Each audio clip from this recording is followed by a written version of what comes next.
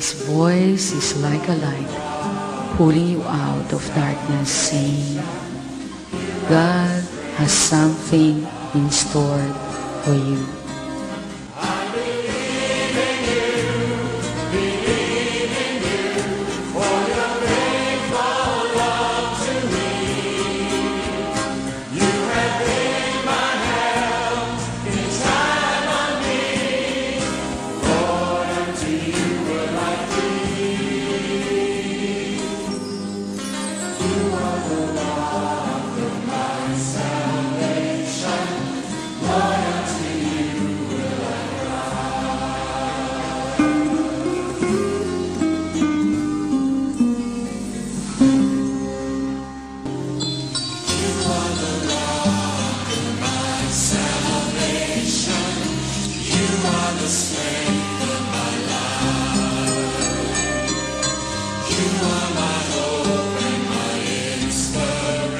Since napakarami ko pong gustong i-share sa inyo, gusto ko pong mag-umpisa kaagad sa isang malalim na tanong na bunga ng malalim na pagmamalasakit. Kung kayo po ay malalagutan ng hininga ngayong gabi, sa palagay po ninyo, saan kayo patungo? Sa heaven or sa hell? Sa maniwala po kayo o sa hindi? Pinakikita po sa akin ng Panginoon ang napakaraming tao na hindi aware, hindi nag-iisip, hindi naghahanda, or even hindi nababother tungkol sa kanilang soul kung saan ito patungo after death. Ang isang dahilan ay ang kakulangan sa kaalaman na totoong mayroong buhay pang susunod after death.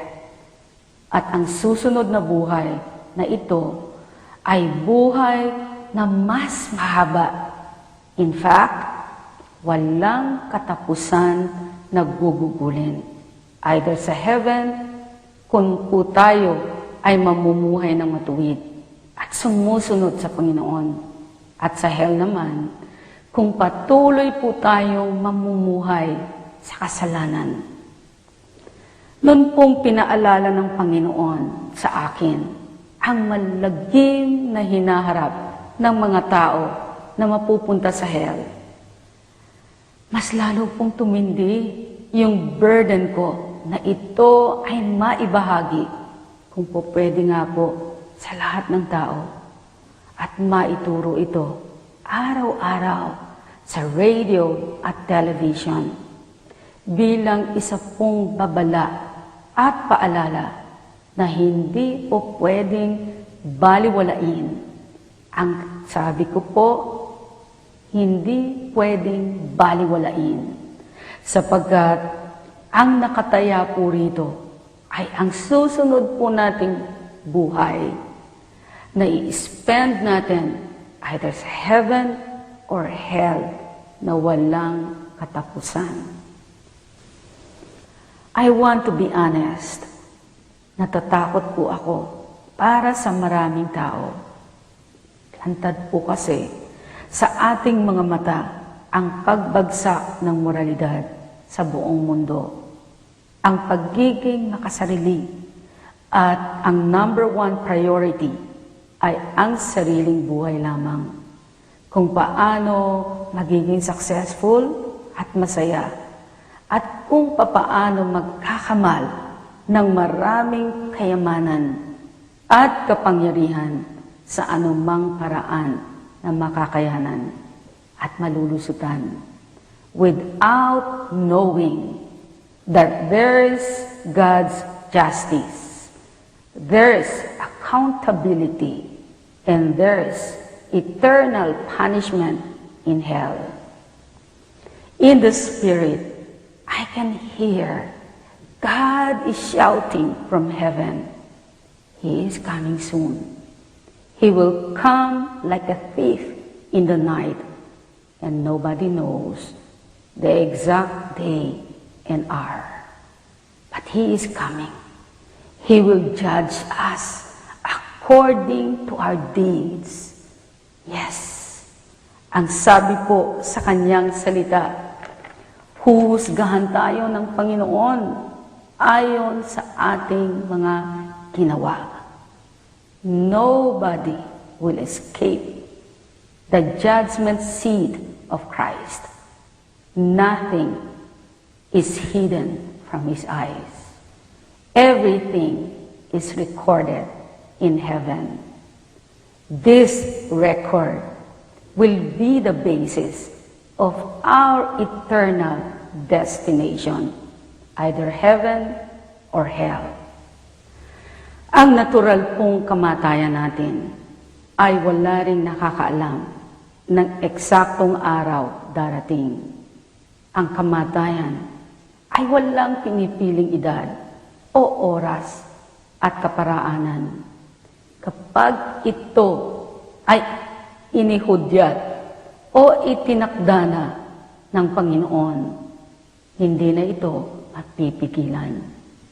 Ang sabi po sa Hebrews 9 verse 27, itinakda na sa mga tao na minsan lamang mamamatay at pagkatapos ay ang paghuhukom. Dahil po sa sobrang pagmamahal ng Panginoon sa buhay, kaysa kamatayan, inalay po mismo ng Panginoon ang kanyang sariling buhay sa cross bilang katibayan na ito ang gusto niya at ayaw niya rin ang kasalanan na mayroong kaparusahan na kamatayan. Ang sabi po sa Romans 6:23, sapagkat kamatayan ang kabayaran ng kasalanan, ngunit ang kaloob ng Diyos ay buhay na walang hanggan sa pamamagitan ni Kristo Jesus na ating Panginoon. Ito po ang perfect will ng Panginoon.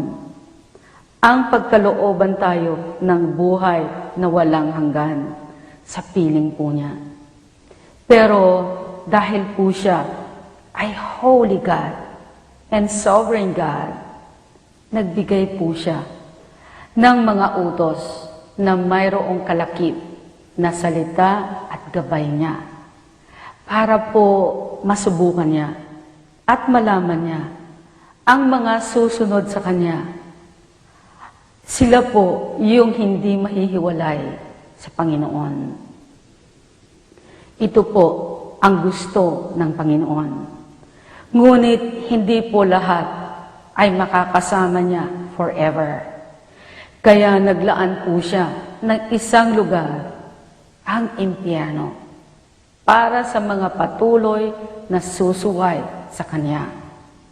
Marami po ang mapupunta rito, sabi ng Panginoong Hesus, sapagkat marami ang nagbabaliwala ng Kanyang pagkabanal sa Kanyang pagka-Diyos.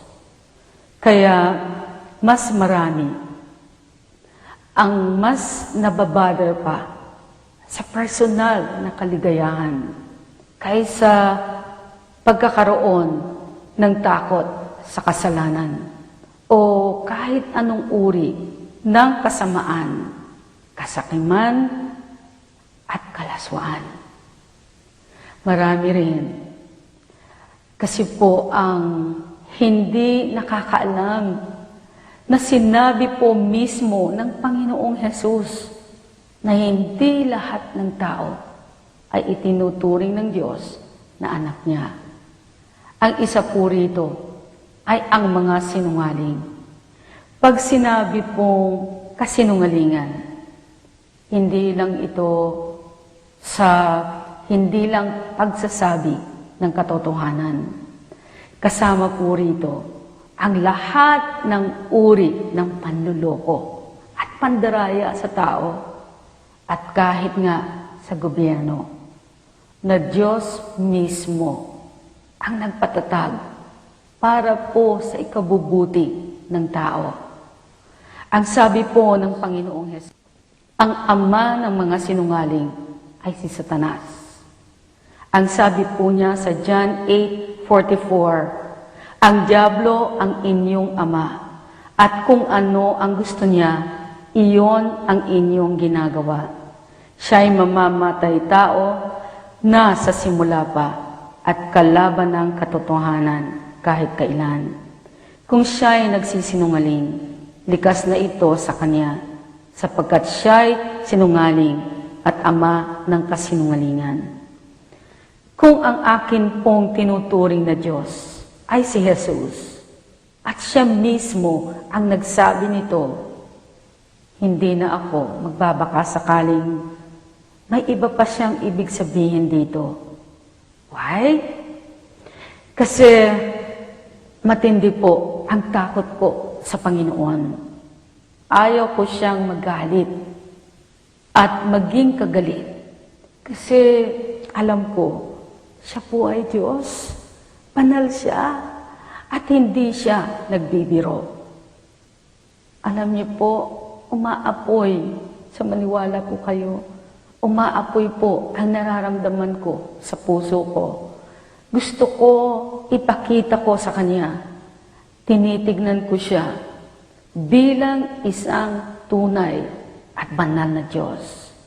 Gusto kong mapansin niya na gagawin kong lahat ng paraan para lang makasunod at para lang malugod siya.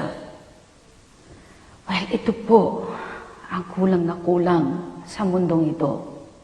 Yung passion, yung init ng pag-ibig sa Diyos, yung init ng pagpapakita po sa Kanya.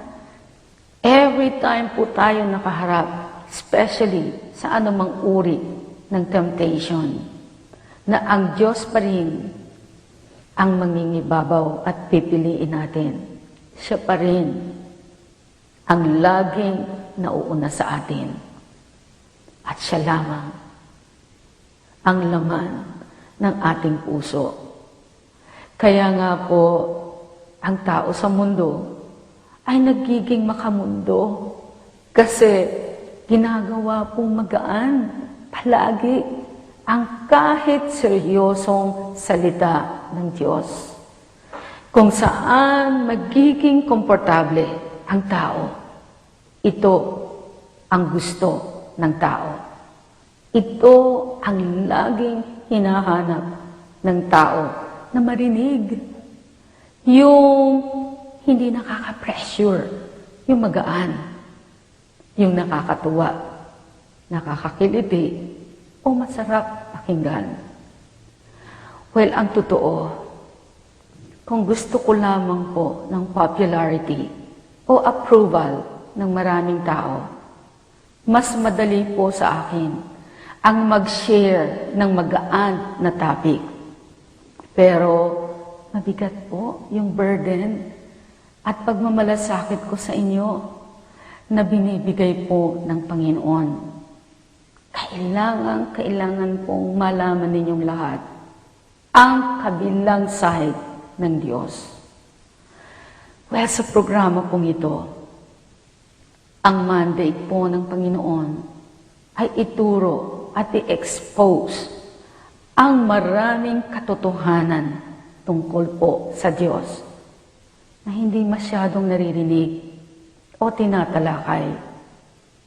Kailangan po kasi itong marinig bilang isang mabisa pong gamot sa mundo na I believe kayo po mismo ang magpapatunay na lugmok sa matinding kahirapan, kaguluhan, lahat ng uring kasakiman, kahalayan, kalaspaan, o lahat ng uri ng kasalanan. Well, hindi ko po minimithi na maging uncomfortable kayo sa akin pong mga natuklasan pa tungkol po sa hell. Pagkos ito po ay mayroong benefit